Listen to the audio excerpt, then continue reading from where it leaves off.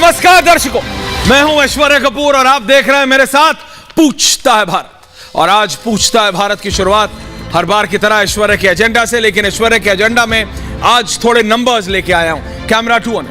ये नंबर्स हैं phase 1, phase 2, phase 3, phase 4। 4 चरण का चुनाव। जी हां, दोबारा दोहरा रहा हूं, 4 चरण का चुनाव कंप्लीट हो चुका है। 3 चरण का चुनाव बचा है। ग्राफिक्स ले आइए अनिल, ग्राफिक्स। पहले चरण का चुनाव, दूसरे चरण का, तीसरे का और चौथे। मैं अपनी टीम से रिक्वेस्ट कर रहा हूं, मेरे डॉक्यूमेंट्स थोड़े रह गए हैं, कागज जरा रह गए हैं अंदर, जहां मुझे दिए थे धीरज वो जरा वापस ले। ये पहला फेज है। पहले फेज में 2019 में बीजेपी की इन 102 सीटों में 40 बीजेपी को आई थी, 24 डीएमके को और 15 ये 2019 की बात है। अब 24 ले आइए। ये कंपैरिजन है, ये आप समझिए। मैं पहले चरण को 2019 को 2024 को तुलना कर रहा हूं, दूसरे चरण की 19 और 24 की तुलना कर रहा हूं, तीसरे चरण की 19 सीटों की 19 और 24 की तुलना कर रहा हूं। ग्राफिक्स पर रहिए अनिल, विजुअल्स पे नहीं जाएंगे अभी, ग्राफिक्स पे। एक तरफ 19 है, एक तरफ 24 आएगा। ये आपने दोनों तरफ 19 चला दिया। एक तरफ 19 का पहला चरण, दूसरी तरफ 24 का पहला चरण। एक तरफ 19 का दूसरा चरण, दूसरी तरफ 24 का दूसरा चरण। तो इसमें क्या है दर्शकों, आपको पता लगेगा कि किस तरह से इन 4 चरणों में 70% सीटों की 70% सीटों की वोटिंग हो चुकी है। 70% ऑफ इंडिया हैज वोटेड। लेकिन 3 चरण बचे। ऐसे ही गृह मंत्री ने नहीं कह दिया था कि 270 सीट तो बीजेपी ला चुकी है। कहां से ले आई है बीजेपी, कितनी ले आई है बीजेपी, कैसे ले आई है बीजेपी, या अगर विपक्ष की माने तो क्या विपक्ष सचमुच ला पाया? इसी पे है आज पूछता है भारत। और आज सारा गेम नंबर्स का है, समझिएगा, नंबर्स का। हमारे साथ बनारस से भी हमारी एक नहीं 2-2 टीम है। अपनी इनपुट टीम से कह रहा हूं, जो हमारी रिपोर्टर्स एंकर्स बनारस में हैं, काशी में है, जरा उनको आप कीजिए, उनके पास भी लाइव जाएंगे। लेकिन पहले special montage and then we debate.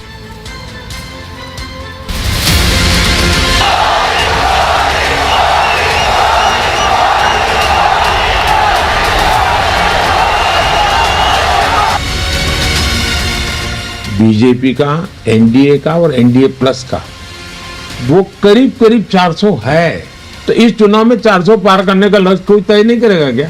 जो जिनका ग्राफ गिरते हुए चला जा रहा है, गर्त में गिरेगा जाके।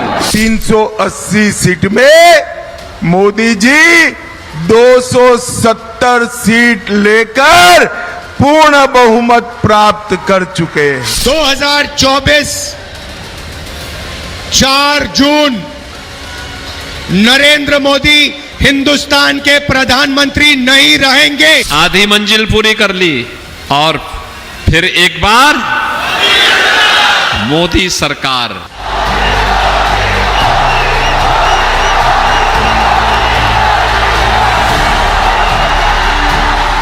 पूछता है भारत। कोई बात नहीं। मनोज कुमार सिंह है मेरे साथ, पंकज शर्मा है, ओमकारेश्वर पांडे, अनुराग भदौरिया हैं। लेकिन पहले मैं चाह रहा हूं जरा ग्राफिक्स पर आइए, सिर्फ only me with graphics, only me with graphics. Thank you Omkareshwar ji, आज बहुत कुछ बात करनी है आपसे फेज बाय फेज। जरा ग्राफिक्स पे जाइए। Why can't I see graphics? जैसा मैं आपको समझा रहा था दर्शकों, मैं पहले चरण में जो 102 सीटें, उसमें अगर मैं 2019 और 2024 क्या हुआ ने, ये जो 2019 का जो चक्र, जो पाई चार्ट बनाया, मेरा ये आइडिया था कि एक तरफ 2019 रहे और एक तरफ 2024। तो अगर आप देखें, बीजेपी ने 2019 में इन्हीं पहले चरण में 40 सीट जीती थी, और 2024 में अगर आप अभी देखेंगे तो कितने जीत सकती है। और इसी दूसरे चरण में बीजेपी ने जो 88 सीटें गई हैं दूसरे चरण में, उसमें बीजेपी ने 48 सीट जीती थी पिछली बार। यह दूसरे चरण की बात हुई। दूसरा चरण का ग्राफिक ऑनर होना चाहिए अभी तक।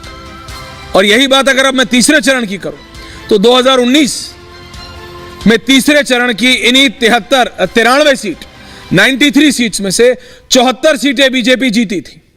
और चौथा चरण जो अभी अभी निकला है, इन्हीं सीटों की 96 सीटों में 19 में बीजेपी ने 42 सीटें जीती थी। तो अगर मैं 19 के हिसाब से चलूं, 42, 74, 4 और 2 6, 7 और 4 11, 116 और 40, 146, 146 और 48, 188, करीबन 200 सीटों के आसपास 194 सीटें बनती है 2019 के हिसाब से। लेकिन 2024 में गृह मंत्री का कहना है कि वो इतना बेहतर कर रहे हैं कि वो 270 सीटें ऑलरेडी पा चुके हैं। क्या सचमुच बीजेपी 270 सीटें ऑलरेडी पा चुकी है? और जो बाकी की जो सीट है, क्योंकि अभी अगर आप देखें फेज 1, फेज 2, फेज 3, फेज 4 मिला के 379, 1 कम 80, 379 सीटों पे इलेक्शन हो चुका है। 379 यानी 593 में से 543 को लोकसभा का ग्राफिक्स आना चाहिए सर। को लोकसभा की जो स्ट्रेंथ है वो 543 है, उसमें से 379 सीटों पे वोट हो चुका है, 70% सीटों पे मतदान हो चुका है, 22 राज्यों और यूनियन टेरिटरी में वोटिंग हो चुकी है, 58.5% क्षेत्रफल में चुनाव हो चुका है। समझिए आप, 60% मोटा the country, 60% of the country has voted.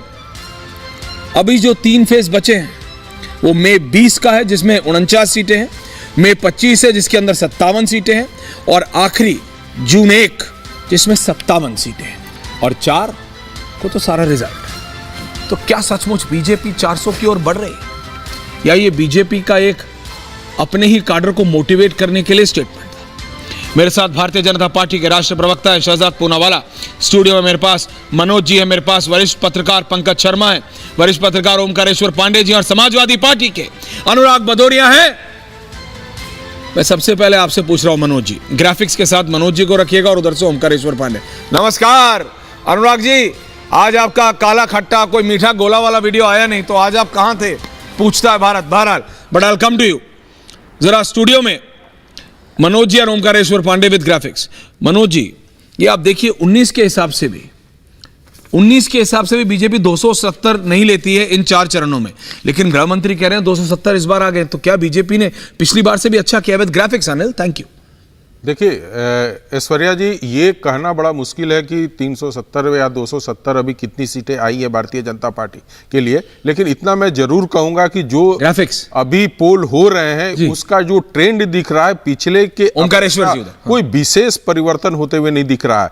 Trend का मतलब ये होता है कि किसी पार्लियामेंट्री सीट पे यदि आप असेंबली सीट को सर्च करेंगे, जैसे गाजियाबाद का ही सीट ले लें, तो जिस हिसाब से पिछली बार विधानसभा में पार्लियामेंट के इलेक्शन के समय जो विधानसभा में टॉप का जो विधानसभा था पोल में, वही इस बार भी हुआ है। तो ये समझ में आता है कि ट्रेंड बहुत नहीं चेंज हुआ है। दूसरी बात जो लोग, एक तो मुझे ये नहीं समझ आता कि ये जरा, मैं आज चाह रहा था सचमुच कहना भी होने कि ना पंकज जी या फिर ओमकारेश्वर जी की जगह, शहजाद जी या फिर अनुराग जी की जगह मैं आपकी डिबेट कराऊं एक और सेफोलॉजिस्ट से। सेफोलॉजिस्ट वर्सेस सेफोलॉजिस्ट, ये आप लोग नंबर्स निकालते कैसे हैं? यही नंबर्स आप लोग नेताओं के दिमाग में डाल देते हैं, फिर नेता आके बोलते नहीं हमारे इतना आ रहे। ऐसे ही किसी सेफोलॉजिस्ट ने अनुराग भदौरिया को बोल दिया है, अखिलेश यादव को बोल दिया है कि आप 40 सीटें ला रहे हैं।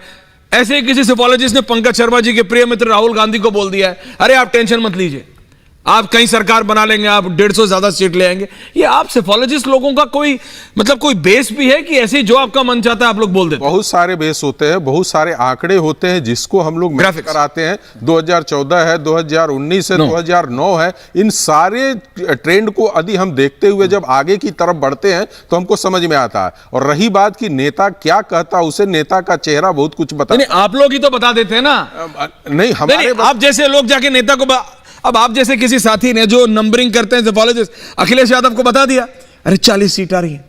कहां से आ रही हैं? अनुराग भदौरिया गाजियाबाद से शुरू करेंगे और गाजीपुर तक जाएंगे और सारी सीटें गिना देंगे क्योंकि उनको किसी आप ही के मित्र ने बोल दिया है। आप जैसे किसी आदमी ने बोल दिया देखो मेरे पास कागज हैं, ये कुछ भी लिख के, ये नेता लोगों को भी समझना चाहिए। नहीं, भदौरिया जी तो भाई कहेंगे यार, भदौरिया जी कहने के लिए ही है। नहीं, पर विपक्ष बोलता है ऐसे ही किसी सेफोलॉजिस्ट, या मैं तो कहता हूं आपका नाम ले लेते हैं कई बार मनोज जी कि आप ही ने जाके बीजेपी को बता दिया है या आप ही ने जाके दूसरे पार्टियों को बता दिया है कि भाई आप लोग इतना इतना ला रहे हैं।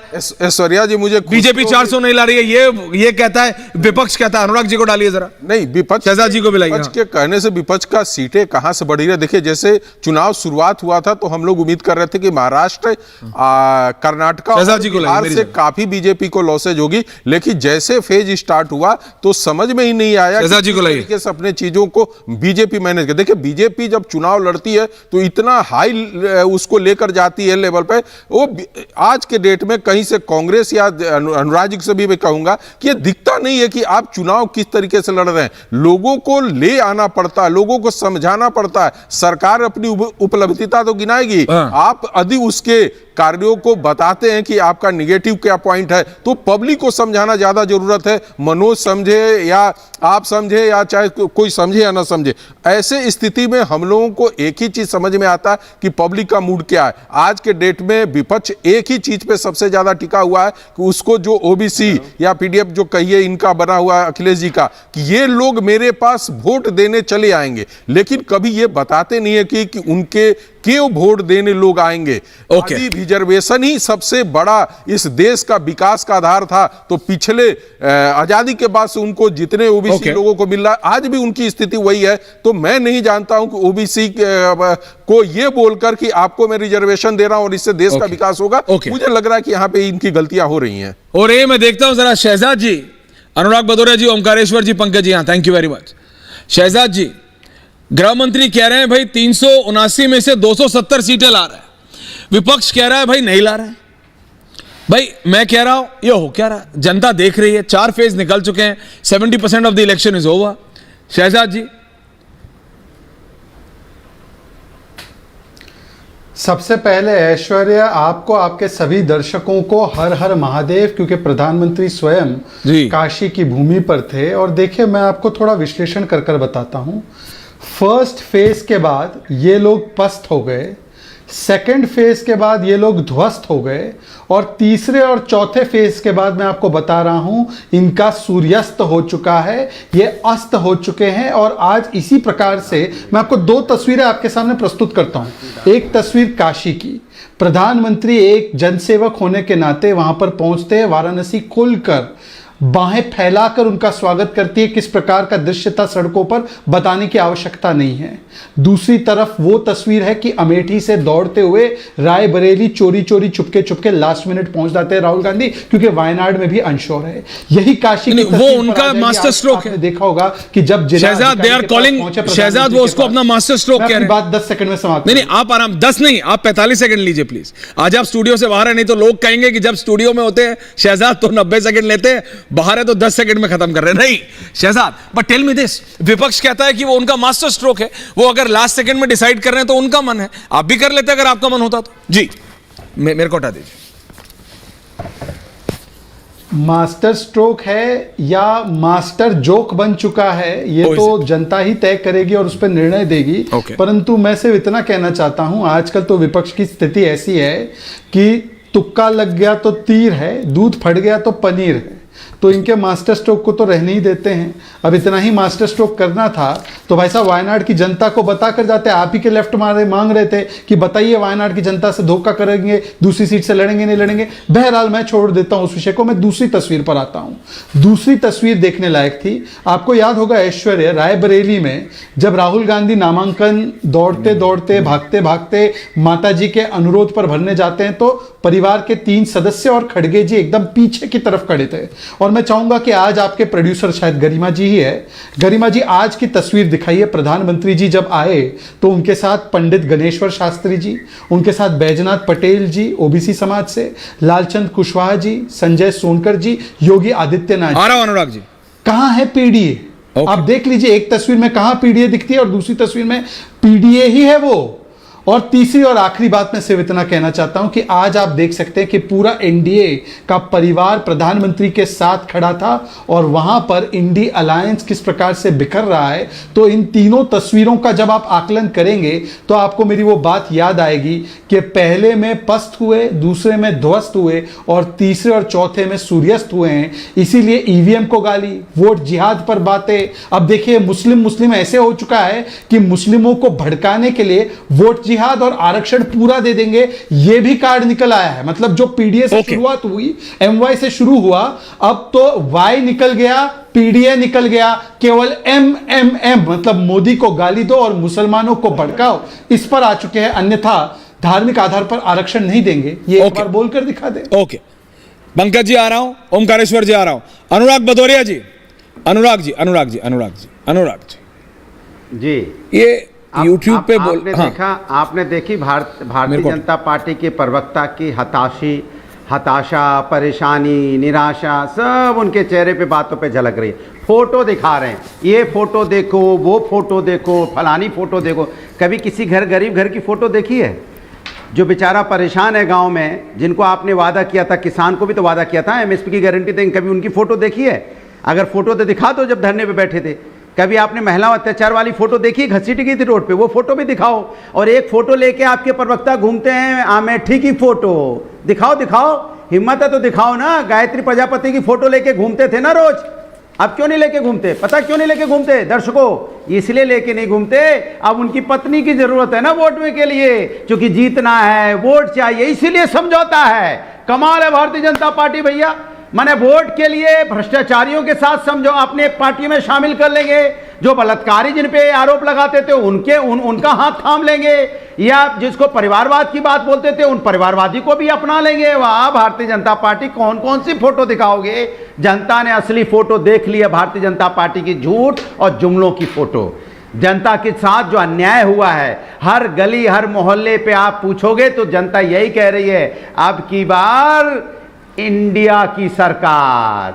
और भारतीय जनता पार्टी का तो नाम ले दो तो आपको गांव में बैठने नहीं दे रहा है आदमी, गांव में घुसने नहीं दे रहा है। अच्छा। ये सिर्फ टीवी में हवा बनाए हैं, टीवी में मीडिया में हवा बनाए। अरे भैया जनता को हवा निकल चुकी है, हवा है ही नहीं। हवा होती तो देखो हमारी रैली दिखाइए, जो समाजवादियों की रैली, जो भीड़ दिखाइए, रैला हो रहा है, इंडिया गठबंधन की भीड़ दिखाइए, आप दिखाइए हम लोग की जो रोड शो हो रहे हैं। क्या आपको कैसे पता कि हम नहीं दिखाते? कोई पेड़ पे झूल के देख रहा है, कोई किसी से खंबे पे अटक के देख रहा है, कोई जाली पे चढ़ा हुआ है। जनता टूट पड़ रही है देखने के लिए, क्योंकि उनको आशा दिखाई पड़ रही है कि ये समाजवादी आदरणीय अखिलेश यादव जी जो निकल रहे हैं, ये आशा है हमारी, ये आशा है जिन्होंने विकास का काम किया था कि आएंगे तो विकास की राजनीति करेंगे। इंडिया गठबंधन जो बात कर रहा है वो जनता की बात कर रहा है। ये किसकी बात कर रहे हैं? ये मंगलसूत्र की बात कर रहे हैं। पहले चुनाव में आए थे विकास की राजनीति लेके, फिर आगे मंगलसूत्र पे, फिर मंगलसूत्र से अटके तो आगे मुसलमान पे, वहां से नीचे अटके तो भैंस पे आ गए, भैंस से नीचे अटके तो बाबरी ताला पे आ गए, अब बाबरी ताला से नीचे उतरे पता नहीं कहां चले जा रहे हैं भैया। और आप कहां हैं भदौरिया जी? जा रहे हैं। ओके भदौरिया जी, और आप कहां हैं प्रभु?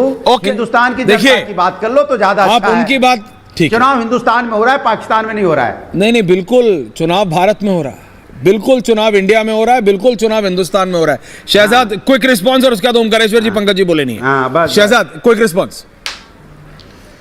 देखिए, मैं अभी बड़े ध्यान से सुनने की कोशिश कर रहा था अनुराग जी को। अनुराग जी ने कहा गरीबी की फोटो देखी है क्या? अनुराग जी का ये कहना स्वाभाविक है, इन्होंने गरीबी केवल फोटो में देखी है।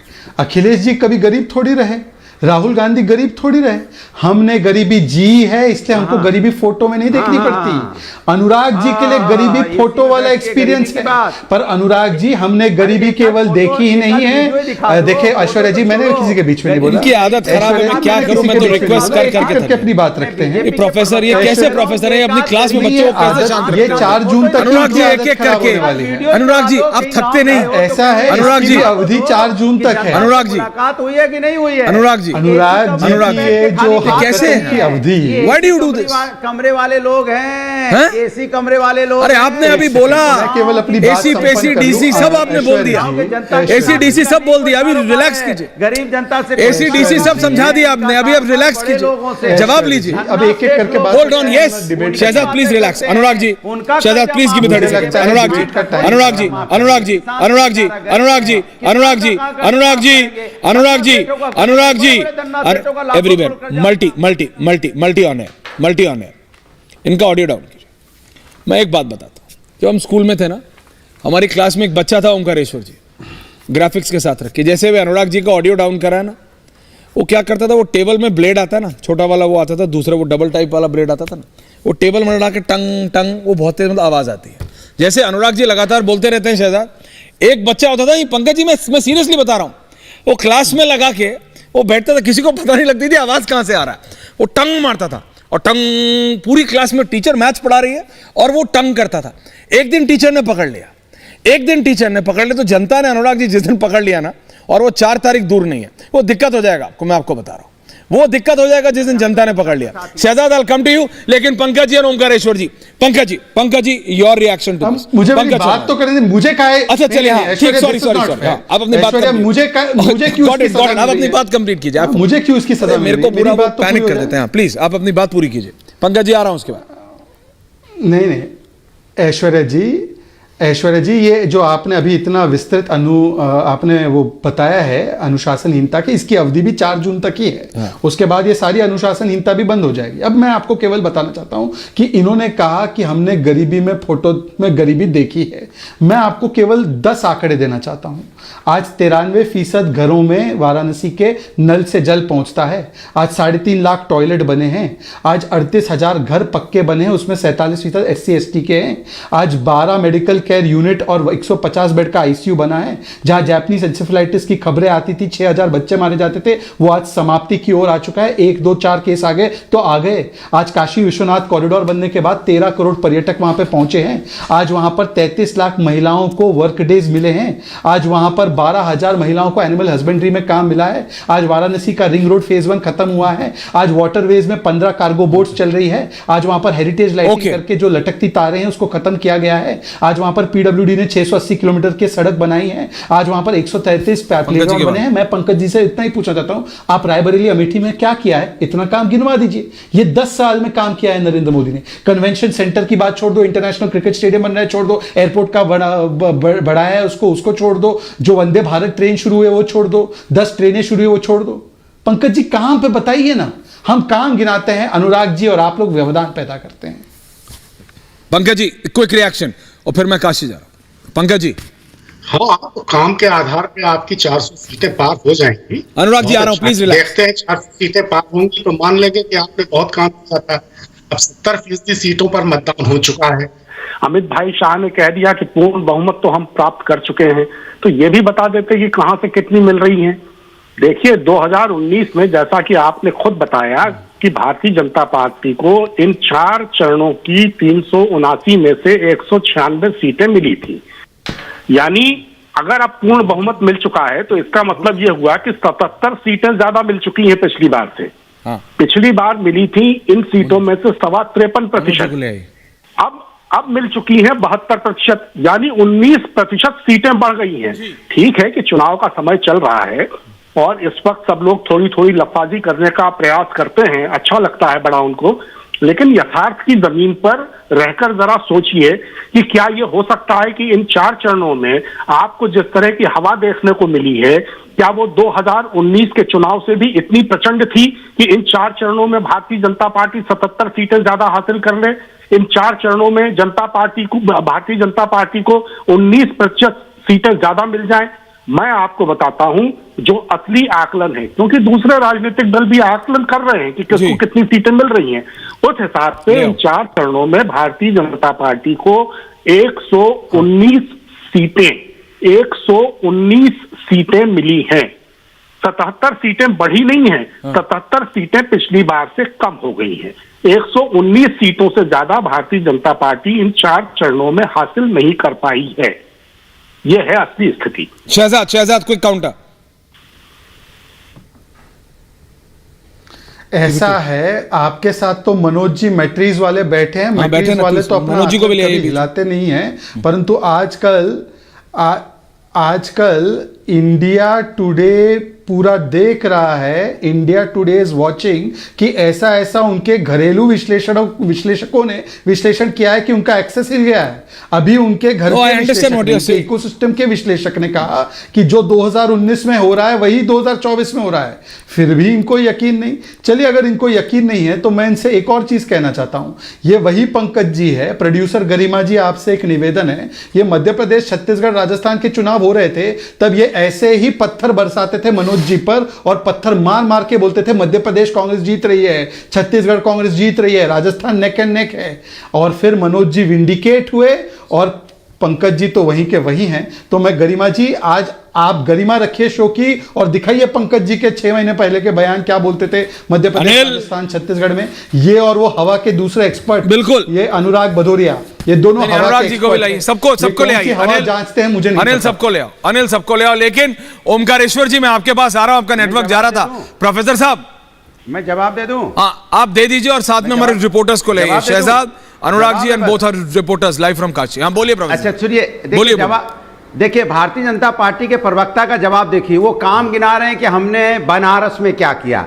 अरे प्रभु, हम काम गिना रहे हैं, हमने तो एक्सप्रेस बनाया, लखनऊ आगरा को जोड़ दिया, जिसपे चल के सभी लोग आते हैं। हमने तो मेट्रो बनाई, जिसपे यहां से लेके नोएडा तक लोग चल रहे हैं। हमने 100 डायल बनाया, जो पुलिस सिस्टम पूरा उत्तर प्रदेश का मजबूत किया। हमने हर जिले में मेडिकल कॉलेज, तो इलेक्शन क्यों नहीं जीते? मजबूत की, स्वास्थ्य व्यवस्था हमने मजबूत की, हमने ये समाजवादी पेंशन दी, हमने स्टेडियम बनवाया, इंटरनेशनल स्टेडियम, लखनऊ में मैच हो रहा है। हमारी नकल करके आप बनाना चाह रहे हो, लेकिन हमने तो बना दिया। और आप सुन लीजिए मेरी बात, हमने तो यहाँ रिवर फ्रंट बनाया, जिसपे दुनिया घूमने आती है, पार्क बनाया, पूरी दुनिया देखती है। हमने समाजवादी पेंशन दी, हमने रोजगार भत्ता दिया, हमने HCL, हमने रोजगार यहां पैदा किए। तो आपने क्या किया? आप किसने क्या किया? वो हम ठीक है अनुराग, किसने क्या किया जनता से पूछ लें। अरे भैया, इतने देश, पूरा देश में एक रोड बना ली। बनारस क्यूटो बनने वाला था, क्यूटो बन गया क्या? आप नहीं, क्यूटो बन गया तो बताओ, क्यूटो बन गया और सब लोग चले देखने के लिए। आप बताइए, आप बुलेट ट्रेन चल गई क्या? किसानों की इनकम डबल हो गई? चलो, किसका क्या चला अभी 1 मिनट में पता लग जाता है। अनामिका और सृष्टि दोनों लाइव है काशी से। शहजाद, मैं आ रहा हूं आप लोगों के पास। मनोज जी, आप बोलना चाह रहे थे, ओमकारेश्वर जी, लेकिन अनामिका और सृष्टि, मैं 1 मिनट के लिए लाइव जा रहा हूं। जरा अनामिका पहले आपके पास और फिर सृष्टि। अनामिका, अनुराग भदौरिया को रखो, डोंट चेंज द विंडो, अनुराग भदौरिया को रखो। अनामिका, अनुराग भदौरिया कह रहे भाई समाजवादी पार्टी ने इतना काम किया, इतना काम किया, तो जरा किसने कितना काम किया जरा जनता से पूछ लीजिए। अनामिका ओवोटी और अनुराग भदौरिया को फ्रेम में रखना, क्योंकि वो सुने और देखे जरा। शहजाद, आप भी रहिएगा। अनामिका जी बोलिए, मेरे को हटा दो। ऐश्वर्या, मैं 80 मिनट में इस वक्त हूँ और यहाँ आरती शुरू होने वाली है, लेकिन कुछ लोगों से मैं एक बार बात करने की जरूर कोशिश करती हूँ, क्योंकि यहाँ बहुत दूर दूर से लोग आते हैं। यहीं के रहने वाले हैं? जी, मेरा नाम नमन पंडित, मैं बनारस के रहने। काशी में कितना विकास हुआ है? मैम, काशी में कहिए तो 10 साल में इतना विकास हो गया कि पहले की जो गाड़ी थी वो बैलगाड़ी हो जाती थी, लेकिन आज लोग गाड़ी में आते हैं, गाड़ी में वापस जाते हैं। अखिलेश यादव की सरकार में ज्यादा काम हुआ है या फिर पिछले 10 साल में ज्यादा? मैम, अखिलेश यादव के सरकार में सिर्फ काम कागज पे होती थी, लेकिन मोदी जी के और योगी जी के डबल इंजन की जो सरकार है, उसमें कागज पे नहीं, जमीन स्तर पे काम हुआ है। शहजाद को हुआ है। आप यहीं के रहने वाले हैं ना, तो देखिए बनारस के रहने वाले लोग हैं। मैं और भी कुछ लोगों से बात करती हूं, रिपोर्टर तैयार नहीं थी, लोग अलग जगह से रह रहे हैं। आपने बोला मैंने तो ऐसे क्यों कर दिया? यहाँ के रहने वाले नहीं आता आपको, कागज पे बोलने से कुछ नहीं होता। कहाँ के रहने वाले? जबलपुर पहले आए हैं? पहले में अब में क्या अंतर देख पा रहे हैं? सुनिए 30 सेकंड। बहुत बदलाव है। 10 साल में कितना विकास हुआ है? मैम, काफी विकास हुआ है। 10 साल में काशी बदला है? बिल्कुल बदला। आप कहाँ के रहने वाले हैं? जबलपुर, मध्य प्रदेश। जबलपुर के हैं, लेकिन आप दोबारा से आए हैं? मैं तीसरी चौथी बार आया हूँ। चौथी बार आए हैं, बदलाव हुआ है यहाँ पर। और लोग हैं, मैं और भी लोगों से बात करती हूँ। भैया, यहीं के रहने वाले? यहीं के भदौरिया साहब, सुनिए। काशी 10 साल में कितना बदला है? बहुत सारा बदला है। हाँ, बहुत बदला है। अखिलेश यादव की सरकार में ज्यादा काम हुआ या 10 साल में ज्यादा काम हुआ? 10 साल में ज्यादा काम हुआ है, दिख ही रहा है। अखिलेश जी कहते हैं हमने काम किया था, अभी कोई काम नहीं हुआ। ऐसा बात नहीं, वो प्रत्यक्ष दिखने वाली बातें हैं। हाँ। दिखता नहीं था काम ना? नहीं दिखता। शहजाद, यहीं रहते हैं भैया? इसलिए मैं कहता हूं यहीं के रहने वाले हैं। काशी बदला है? हाँ जी, काशी बदला है? काशी तो बदला है, लेकिन एक्सटर्नली बदला है, इंटरनली तो भी नहीं बदला है। यहीं के रहने वाले हैं? जी, हम टहलने आए हैं, यहाँ पे बहुत बदलाव आया है। बदलाव आया है? हाँ, बदलाव महसूस कर? बहुत सा बदलाव आया है। और बहुत क्या देखा आपने? क्या देखा? बहुत अच्छा लग रहा है यहाँ पे आके हमें, और बदलाव भी देखने को मिल रहा है। भैया, यहीं के रहने वाले हैं? नहीं, बाहर से आए। कहाँ? यहीं के रहने वाले? शाहजहांपुर से आए। शाहजहांपुर से आए। पहले काशी आए कभी? जी। अभी बदला है या पहले अच्छा था? अभी बदला है। अभी बदला है? कितना काम दिखता है आपको? बहुत ज्यादा काम हुआ। ओके अनामिका, काम दिखता है। और भी लोग हैं ऐश्वर्या, क्योंकि कई लोग अभी बोर्ड से यहाँ पर आए हैं। सृष्टि, में आपके पास भी आऊंगा, लेकिन अनुराग भदौरिया ज्यादा मत पूछिए, पोल खुल जाएगी। अरे पोल खुल गई, किसकी है? देखा कितना झूठ बोल ऐश्वर्या जी, प्रोफेसर है, पोल खोल दी, प्रोफेसर इंटरनली नहीं बदला है, अनामिका जी वहां है, इंटरनली बदला अनामिका जी है। पूछ रही हैं, इसके मतलब सृष्टि अगर जी इंतजार अनामिका कर रही सवाल हैं, सुनिए, हाँ। अगर अनामिका सवाल दूसरा पूछती कि उत्तर प्रदेश में सबसे ज्यादा विकास किसने किया तो कहता अगले सवाल भी आप बताएंगे, यही आपके साथ दिक्कत है। ट्यूटरिंग करनी बंद करो, तो बोल दिया ट्यूटरिंग करनी बंद करो प्रोफेसर साहब, ट्यूटर करना बंद करो, अनामिका को ट्यूटर मत करो, सृष्टि को ट्यूटर मत करो, कि लाइट वाइट लगा दी है। भैया ट्यूटरिंग मत करो, ट्यूटरिंग मत करो। आपने बचाने की कोशिश की, बीजेपी को बची नहीं, जय अच्छा, हो जनता की जय हो। थोड़ा बहुत तो ओमकारेश्वर जी सृष्टि के पास जाने से पहले ओमकारेश्वर जी अभी तक बोले नहीं। ओमकारेश्वर जी को लाइए, ओमकारेश्वर पांडे जी गृह मंत्री जो बोले हैं, आपका उस पर क्या प्रतिक्रिया? 270 सीटें ला सकती है बीजेपी इन 4 चरणों में ही? It looks difficult. देखिए, पॉलिटिकल पार्टी के लोगों का काम होता है अपने दावे करना कि इतनी सीटें आ गए, इतना नहीं आई। आज नॉमिनेशन फाइल किया प्राइम मिनिस्टर ने वाराणसी से तीसरी बार 3rd टर्म के लिए। मैं आपको याद दिलाना चाहता हूं कि 1957 के बाद से वाराणसी एक ऐसी सीट रही है जिसपे 7 बार बीजेपी और 6 बार कांग्रेस जीतती रही है। सपा और बसपा को यहां से कोई जगह नहीं मिली किसी भी टर्म में। अब जबकि तीसरी बार उन्होंने नॉमिनेशन फाइल कर दिया है, और जैसा कि एक अभी हम देख रहे थे, एक जो वॉक्सपॉप ले रहे थे कि एक्सटर्नल डेवलपमेंट हुआ है, इंटरनल डेवलपमेंट नहीं हुआ। असल में हमें इंट्रोस्पेक्शन करने की भी जरूरत है कि हम जिन डेवलपमेंट्स को दिखा रहे हैं, अच्छी बात है, वो डेवलपमेंट हुए हैं, लेकिन क्या वास्तव में वहां बेरोजगारी कम हो गई है, महंगाई कम हो गई है, और चीजें जो देश भुगत रहा है, जिस चीज को वो चाहता है कि सुधरे, उसमें भी सुधार आया। इन सब चीजों को अगर आप देखेंगे, और आज नॉमिनेशन देख रहे थे, मुझे थोड़ा सा डिफरेंट लगा 2000 से। शहजाद भाई कुछ कहना चाहते हैं, आप कहिएगा। मैंने जो देखा सिर्फ आपको वो कहना चाहता हूँ। 2019 में जब यही प्रधानमंत्री नरेंद्र मोदी नॉमिनेशन फाइल करने आए थे, तो उनके साथ कई बड़े नेता मौजूद थे, जैसे प्रकाश सिंह बादल मौजूद थे, नितिन गडकरी थे, रामविलास पासवान तो रहे नहीं, उनके सुपुत्र। आपका ऑडियो ओमकारेश्वर जी, मैं माफी चाहता हूं, बहुत खराब है सर। सर आपका ऑडियो बहुत खराब है, सर आपका ऑडियो बहुत खराब है। मनोज सिंह कुछ बोलना चाह रहे हैं। शहजाद मैं आ रहा हूं आपके पास, शहजाद मैं आ रहा हूं, टाइम है मेरे पास। I still have 20 more minutes, don't worry. देखिए, अनुराग जी के साथ अनुराग जी को लाइए। ओमकारेश्वर जी ऑडियो खराब है, सॉरी। सबसे बड़ी समस्या है कि वो जो मूल समस्या, अनुराग जी को लाइए, जो जनता ने योगी आदित्यनाथ के शासन को पसंद किया, उसको ये पसंद करना नहीं चाहते। बाबा को टक्कर दे नहीं पा रहे, मोदी को टक्कर देना चाहते हैं। मैं वही बता रहा हूं कि लॉ एंड ऑर्डर भाई को कर नहीं पा रहे, बड़े से पंगा लेना। आप डेवलपमेंट चाहे जो भी कर लें, यदि कानून व्यवस्था राज्य की खराब है तो उसके लिए, अब मैं उस समय का भी रहा हुआ हूं जब मायावती भी थी, अखिलेश यादव भी थे, और ये कर आप भी रहे हुए हैं। हम क्या मतलब, कल आए, हमने भी देखा। लेकिन बहन जी के टाइम में पुलिस व्यवस्था थोड़ी व्यवस्था अच्छी थी, पावर अच्छा था, उसमें पोस्टिंग ट्रांसफर में एक अलग खेल चला था, जो बाद में निकला भी था कि जो बहन जी कहती थी वो होता था, लेकिन पुलिस व्यवस्था तब टाइट थी, ऐसा नहीं था। हाँ, और समाजवादी पार्टी में अनुराग जी आप जो मर्जी बोल लीजिए, यूपी में रहने वाला एक व्यक्ति नहीं बोलेगा कि पुलिस व्यवस्था टाइट थी। और बताइए ऐश्वर्या जी कि रात 9 बजे से जो हम लोग परेशान होते थे, ओंकारेश्वर जी जिस मोहल्ले में रहते हैं, जिस सोसाइटी में रहते हैं, वहां मैं भी रहता हूं, ये हम लोग रात 9 बजे से लेकर 12 बजे तक इनकलाब जिंदाबाद करते थे। अब बिजली ऑफिस पे खड़े रहते थे कि भाई पावर तो दे दो। क्यों जनरेटर नहीं था? जनरेटर कितने चलेंगे सबके? अभी काशी में लाइट आ रही है सृष्टि, अभी काशी में लाइट आ रही है। टाइम 7:34 हो रहा है। सृष्टि फुल फ्रेम 2 मिनट, क्या माहौल है सृष्टि? शहजाद जी आ रहा हूं, डोंट वरी। पंकज जी को रखिए, कहां है पंकज जी? सृष्टि जी, लोगों से बात कीजिए, क्या माहौल है? बिल्कुल ऐश्वर्या, देखिए हम इस समय घाट पर मौजूद हैं और जी भव्य आरती की शुरुआत यहाँ पर, गंगा आरती यहाँ की हम सभी ने देखी है और उसकी शुरुआत यहाँ पर हो चुकी है। लोग कतारबद्ध तरीके से बैठे हैं और लाइट की अगर बात की जाए तो यहाँ पर सिर्फ घाट जगमगाता हुआ ही नजर आ रहा है। बहुत सारे लोग भी हैं, हम कोशिश करेंगे चूंकि आरती में सबकी व्यस्तता बहुत ज्यादा है, लोग बहुत ध्यान से आरती यहाँ देख रहे हैं। लेकिन एक बार बात करते हैं, भैया आप लोग कहाँ से? मुगलसराय से आए हैं। अच्छा, क्या माहौल लग रहा है काशी? बहुत अच्छा माहौल है यहाँ पे। अच्छा, एक सवाल है जो हर कोई पूछना चाहता है कि काशी की अगर बात करें या यूपी की बात करें, विकास कितना हुआ है? विकास बहुत हुआ है। मोदी सरकार में विकास बहुत हुआ है, बस एक चीज पे ध्यान देना है, वो है रोजगार, बाकी सब कुछ सही है। अच्छा, सुरक्षा व्यवस्था की बात करें तो समाजवादी पार्टी में बेहतर थी या बीजेपी में? बीजेपी में बिना किसी डाउट। बिना किसी डाउट। आपको क्या लगता है? जीतेंगे, वही जीतेंगे। विकास कितना हुआ यूपी? बहुत हो गया।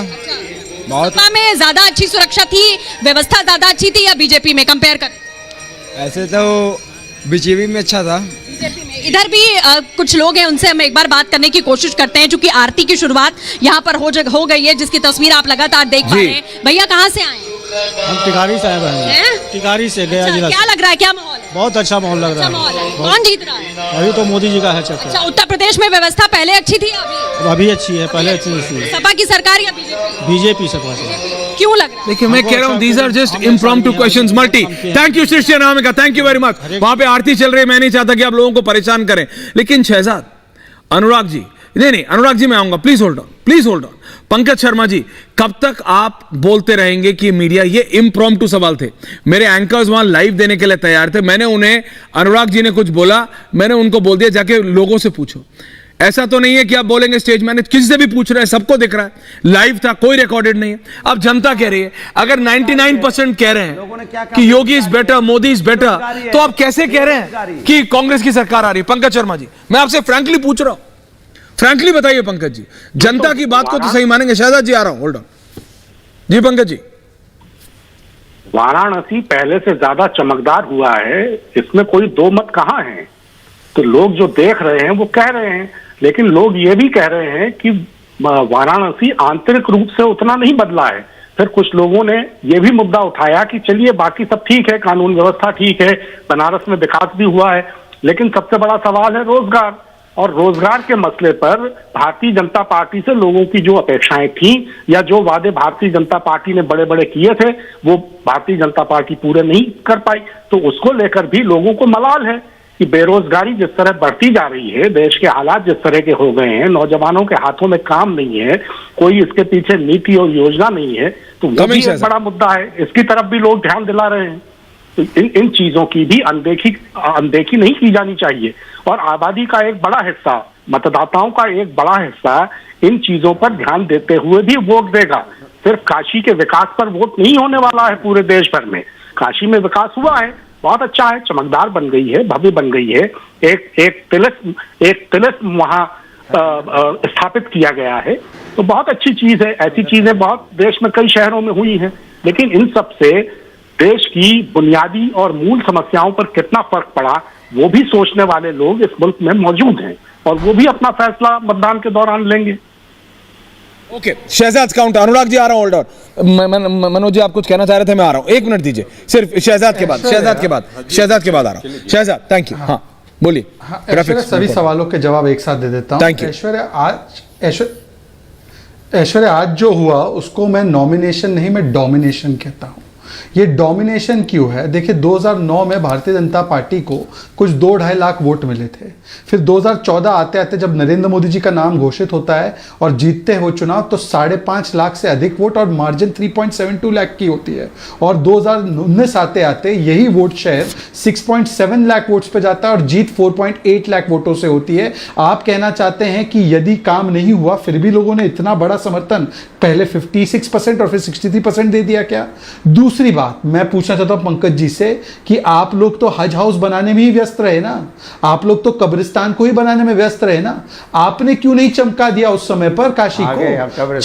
चमकदार जो बार बार पंकज जी शब्द का इस्तेमाल कर रहे हैं धार्मिक स्थल के लिए। नहीं, 1 मिनट ऐश्वर्या, मैं भारतीय मुसलमान हूं, पर कभी किसी धार्मिक स्थल के जिस प्रकार से हम उसको उसके असली स्वरूप में लाते हैं या उसके लिए कोई प्रयास करते हैं, क्या आप कहेंगे किसी और धार्मिक जगह के लिए चमका दिया उसको?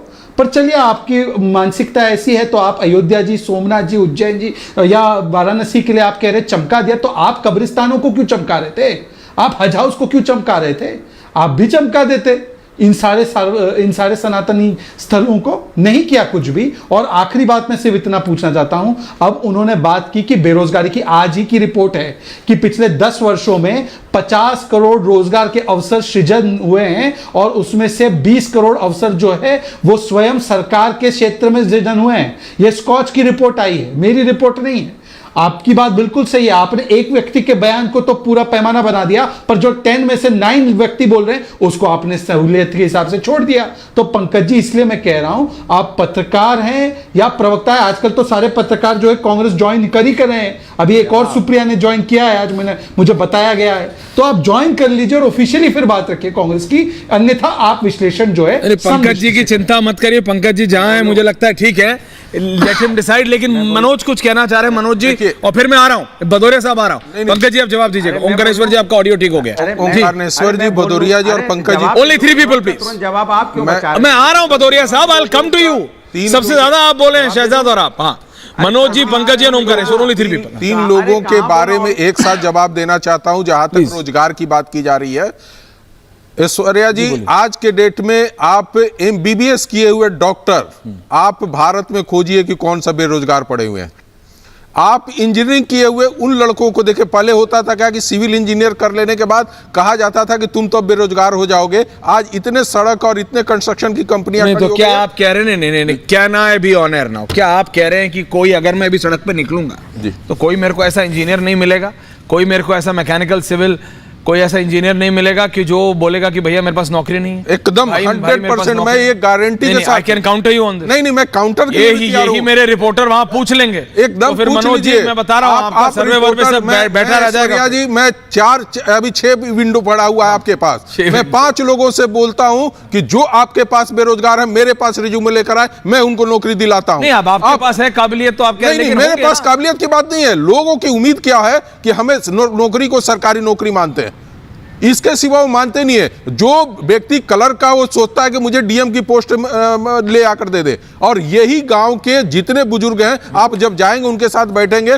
तो कहेंगे कि मेरा लड़का तो पढ़ा लेकिन काम ही नहीं करना चाहता, वो चाहता है कि मुझे 50,000 60,000 की नौकरी से स्टार्ट हो। मैंने ओंकारेश्वर जी के साथ में बरेली से जब आ रहा था गाड़ी में, तो मैंने भी इनको यही बात, उस समय असेंबली इलेक्शन उत्तर प्रदेश का था, मैंने इनको बोला था कि बेरोजगारी का जो मुद्दा है वो इस तरीके से आ रहा है कि लोग जबरदस्ती बोल रहे कि मुझे आप इतने सैलरी पर नौकरी दीजिए। आज नोएडा के कम से कम 50 ऐसे ऑफिसेज है, जब मैं अपने घर से ऑफिस की तरफ जाता हूं, सबके बोर्ड पे लिखा हुआ कि मुझे रोजगार। सारे कोरोना के बाद एम्प्लॉय लौट के भी आए हैं, उनको रोजगार भी मिला है, लेकिन लोगों की उम्मीद क्या है? यदि उनसे पूछिए कि भैया BA किए हो, BA में होता क्या है, वो बताने की स्थिति में नहीं, और वो चाहते हैं ओंकारेश्वर जी है। नहीं, बट ये देखिए आप पूछिए ओंकारेश्वर जी की समस्या। ओंकारेश्वर जी, ओंकारेश्वर सफाई के कर्मचारी। अनुराग जी आ रहा हूं। ओंकारेश्वर जी आपका ऑडियो ठीक हो गया सर, मैं समझता हूं। होपिंग बिल्कुल ठीक हो गया। थैंक यू सर, प्लीज बोलिए आपका व्यू पॉइंट। मनोज जी, ये मुद्दे व्यक्तिगत नहीं है कि आपने कितने बेरोजगारी देखे, हमने कितने बेरोजगारी देखे हैं। ये मुद्दे नहीं है कि कितने लोग कौन सी डिग्रियां लिए, देश के आंकड़े बताते हैं। आज आप एक वाइट लेने भी, हमारी रिपोर्टर जो इस चैनल की गई तो उसने कहा कि सब ठीक है लेकिन बेरोजगारी है। बेरोजगारी क्यों है?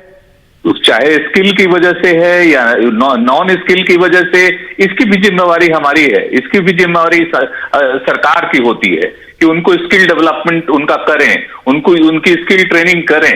लेकिन हम इस मुद्दे को अगर नकार देंगे कि बेरोजगारी है ही नहीं, तब तो फिर इस देश में सब कुछ ठीक ठाक है, फिर काहे की समस्या? कोई समस्या नहीं है। फिर इस देश में जो जगह जगह पे, तमाम जगह पे आज आप एक नौकरी निकालते हैं, पेपर लीक होता है तो आपको लाखों की संख्या में जो लोग नजर आते हैं वो कौन लोग हैं? वो रोजगार वाले लोग हैं। ऐसे नकार देने से चीजें नहीं होती हैं। पार्टी चाहे किसी भी की हो, कांग्रेस की हो, भाजपा की हो, किसी भी हो, लेकिन रोजगार एक समस्या है तो है। अटल बिहारी वाजपेयी के समय 10 मिलियन एम्प्लॉयमेंट के लिए उन्होंने एक बाकायदा कमेटी बनाई थी, मोन्टेक सिंह अहलुवालिया कमेटी। उस कमेटी ने अपनी रिपोर्ट दी, जब तक वो इंप्लीमेंट करते उनकी सरकार जा चुकी थी। उसके बाद जो है वो सरकार इसकी आ गई, इनकी यूपीए की आ गई, और यूपीए की सरकार ने मनरेगा जैसा स्कीम दिया जिसकी वजह से लाखों लोगों को रोजगार मिला। हमें ये बताइए कि पिछले 10 सालों में मोदी सरकार ने रोजगार को लेके कोई कमेटी बनाई, कोई रिपोर्ट सामने लाई? कमिंग हुआ है स्किल डेवलपमेंट को लेके कोई चीज सामने आई? ये जो मुद्दे हैं ये बहुत महत्वपूर्ण मुद्दे हैं। दिक्कत क्या है, सरकार ये मान के चलती है कि हम नौकरी नहीं देंगे, सरकार में नौकरी नहीं है, प्राइवेटाइजेशन। नहीं, पर मैं एक ये बात पूछ रहा हूं, उससे पहले शहजाद जवाब दें आपसे और अनुराग भदौरिया दोनों से। नहीं, आप ये मेरे नहीं, Shahzad hold on, I will come to you.